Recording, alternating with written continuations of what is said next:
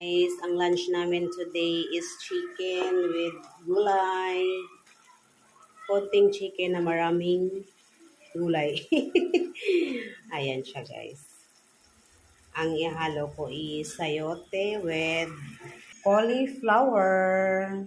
Ayan siya guys. Giuna ko muna yung sayote at saka yung tangkay ng cauliflower. Ayan siya guys. Ayan na siya. Nilunod ko na yung cauliflower. O diba? Basta lang may gulay.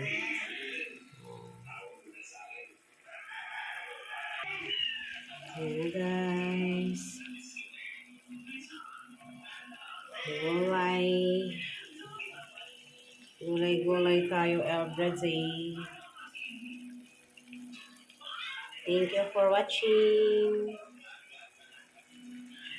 Bye-bye guys.